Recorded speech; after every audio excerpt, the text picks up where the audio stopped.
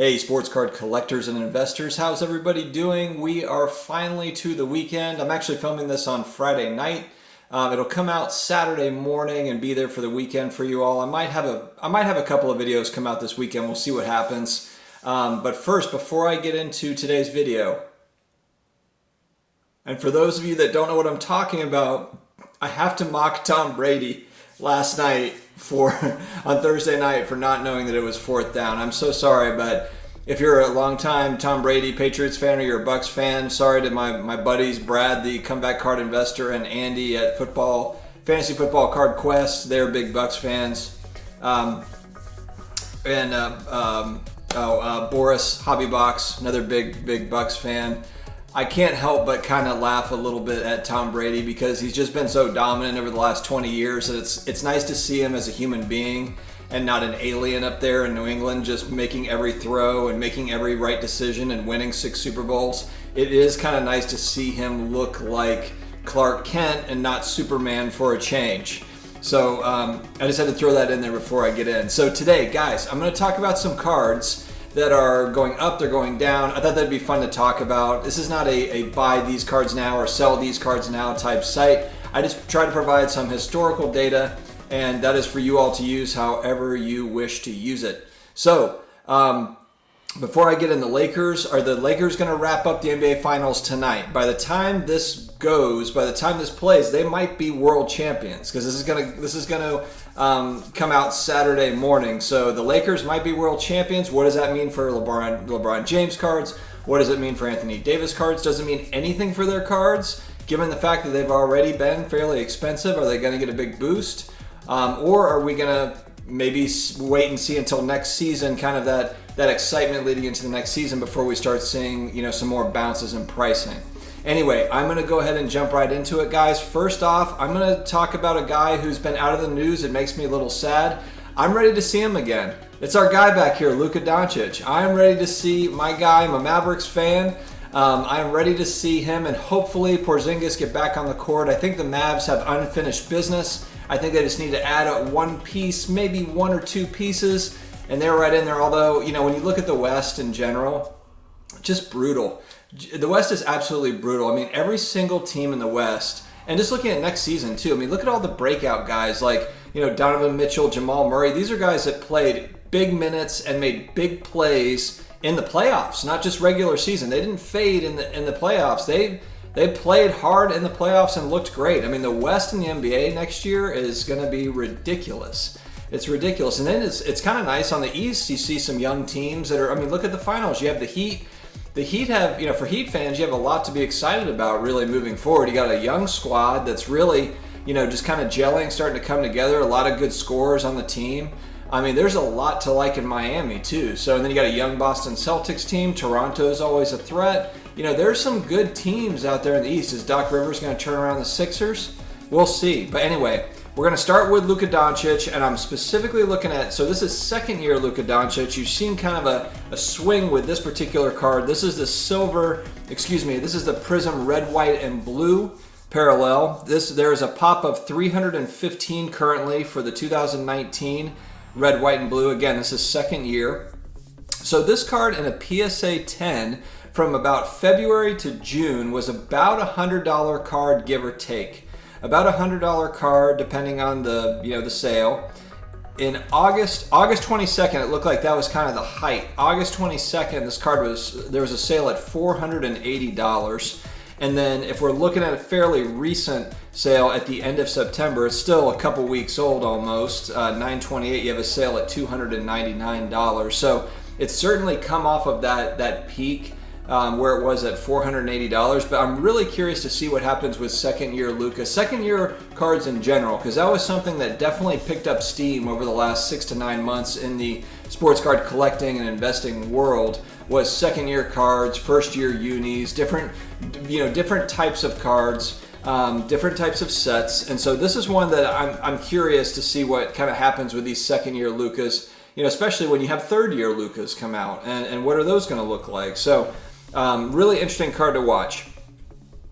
Next up, we've got a guy who's really been on fire with the Seahawks. There's a lot of buzz around Russell Wilson just because he's just doing his thing. The team looks pretty good, you know, and they, you know, they're vying for that NFC spot to represent the NFC in the Super Bowl. And Russell Wilson, I think that people look at him, a lot of people think that he's not appreciated enough. He's won a Super Bowl, he's been to a couple.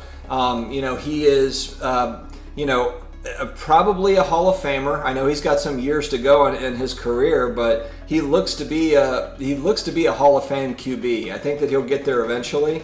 The guy is just, you know, he's always solid. He plays lights out. He's very durable for a guy that runs. He's very, very durable. And so this card I'm looking at in particular is the 2012 Topps Finest Refractor. And this is a really, really interesting card. If you're looking at historical data, and I'm just kind of looking back at the last 6 months in particular, but you can certainly look further. Now in a PSA 10, you only have 25 of these in circulation according to PSA 10, so there are not many of these. But if you look back at this thing, this is incredible. So there was a sale April 19th at $163, going back to April of this year. And that was fairly typical for this card. Now, granted, not a lot of these out there, so there's not going to be a lot of transactions, so take the numbers with a grain of salt. There's not 10,000 in existence. There's not even 1,000 in existence. There's 25 PSA 10s. So this is one where you could really see some big price swings depending on what people want to pay because of the scarcity of it. On September 24th, there was a sale at $2,275. So between April and September, somebody decided to pay 10x, 15x, not 10x, 15x, essentially what it looked like in April, which is incredible. Now, if you look at a sale here the last few days, you have another example of a sale at $1,150. So as you can see, pricing just all over the place on this card, and the scarcity kind of does that. It feeds that because there's just not that many of them out there. So, you know, if you're the only one that's selling it on eBay at any given time, let's just say, or you have it out at Heritage Auctions, then it's kind of up to kind of what the market dictates it to be. And in this particular case, there's been some huge swings in those prices. So that's a very interesting card to kind of keep an eye on. I'm shocked that it was, you know, at $150 5 or 6 months ago. That's wild, but definitely a cool card. All right, next up, I'm going to talk about a hockey card, and full disclaimer, and for those that watch my show, you know I'm not a hockey person, so I'm going to say this guy's name wrong. I'm just going to put it out there right away, and I'm just going to say it because it's probably going to happen. And I'm talking about the 1990 Upper Deck Pavel Bure Young Guns. This is a card, I want to talk about a hockey card. I've heard of this player. I don't have a deep knowledge on the player at all, but I thought this was kind of an interesting one to talk about because in PSA 10 you have 872 in existence. The reason why this jumped out at me is because from 2006, it looks like all the way up until about August of 2020, this is a $30 to $60 card all day in a PSA 10. That's what the majority of the sales, they fall into that bracket. All of a sudden in September, there are sales in the $140, $150 range, $120, $140 range.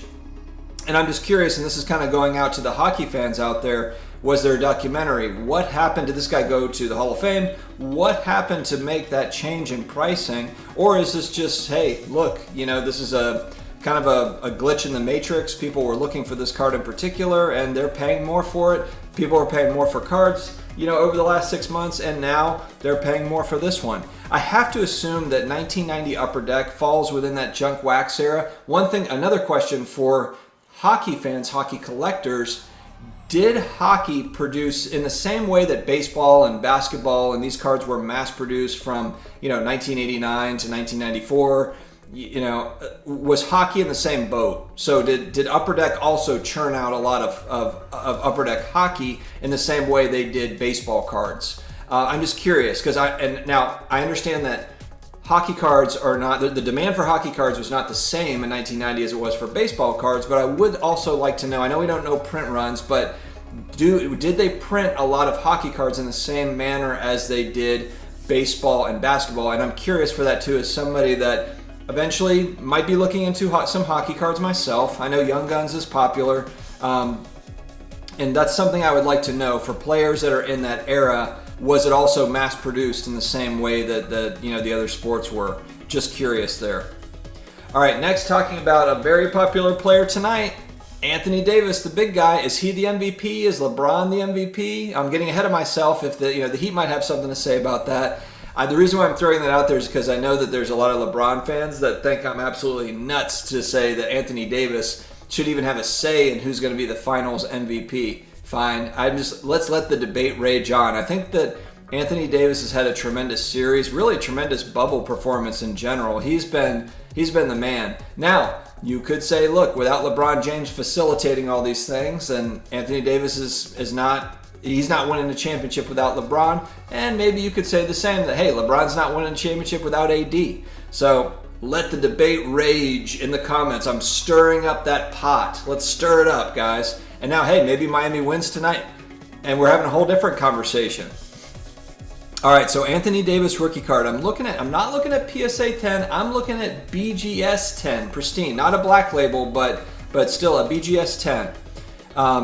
Some of the pricing on this is shocking if you're just looking at kind of where this card has gone. There's only 67 BGS 10s according to the Pop Report.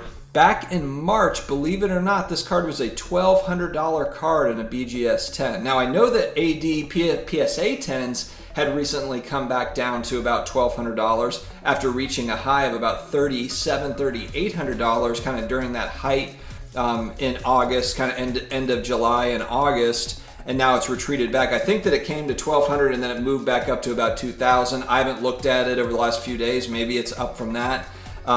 Will be interesting to follow, but this is a card in March, $1,200. In July, at the very end of July, 7/30, it was at a high of $5,800.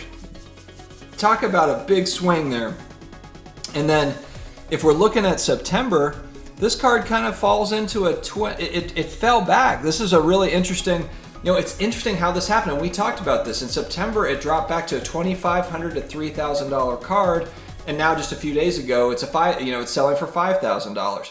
Now, granted, take it with a grain of salt. There's 67 in existence, so it's just like with that Russell Wilson refractor. When you've only got 25, when you only have 67 population, there's going to be price swings. You see it all the time with vintage cards. There's just not that many, so you're going to see some hefty swings there because it's all about how many are on the market at any given point. And people do get that FOMO with a rare card where it's like, hey, this one actually might not be available. It's not on eBay all the time. This is a card that pops up every now and again. And so people, if they're in an auction or they see a buy it now, they might say, hey, look, I'm pulling the trigger. I want it now. And that drives it. So interesting to see that pricing. What's going to happen to this card if they win the championship? Is it already baked into the price now? That's the type of stuff that I want to see. That's the type of stuff, are these prices already including kind of the accomplishments, or is it skyrocket time if the Lakers do win? I'm very curious. I'm watching as a researcher of the hobby. I think it's fascinating stuff. All right, last up, we're going to talk about a guy who I wouldn't say he was a complete breakout because this guy was already a good player before this season, but what was impressive about Donovan Mitchell is, their team didn't go deep into the playoffs. They played well though, and he showed that he can do big things in the playoffs. He can play big in the playoffs, and that stuff matters. Now it's just about like which one of these young players and these young teams is going to get over the hump, and what happens when there is no LeBron James in the league, and there is no Steph Curry, and there is no KD. Kawhi, Kawhi's 29, AD's 27. These are the guys that are going to be still hanging around for years and years to come. Now, LeBron might be 40 and still playing. So, take that with what it's worth. LeBron is the ultimate Iron Man of the NBA. I think he's 35 right now, maybe 36. I think he's 35. So, he could very well, the way that he looks now, he can do it. Now, we know Father Time is batting 1,000. My Saints have shown that to me this year with Drew Brees. Drew Brees he's starting to look his age. Tom Brady, can't remember what down it is. These guys are starting to show that, you're not immortal out there on the field. So we'll see what happens, but Donovan Mitchell's who I'm talking about here now, and I'm looking specifically at his 2017 Optic Holo rookie card. I love this card. I don't own this card. I actually don't own any of these cards that I'm talking about. They're just kind of, they're cards that I'm looking at. I thought they were very interesting and cards I'm tracking for the future. So Donovan Mitchell in a PSA 10, this Optic Holo, big fan of Optic Holo. The pop is 205, so it's not mega rare, but it's not very common either. In May, this was a $300 card, $320 card at the end of May. At the beginning of August, it's pretty much doubled. It's $622, and then, or excuse me, at the beginning of August, $622. At the end of August, $792 as the playoffs are churning along. And then now recently, about a week ago, at about $450, so it's swung back. It's interesting, you know, it's kind of like if you're speculating on some of these guys, you know, obviously when they're deep in the playoffs and doing their thing, probably not a good buying opportunity, but you just see here with like a Donovan Mitchell, and this is a great card. If you're looking at Optic Holo rookie cards, whether we're talking about Patrick Mahomes or Luka Doncic or, you know, any of these kind of modern players that have done well, those are important cards that you can see 15 years down the road, assuming these guys have long careers, you know, are important cards to them.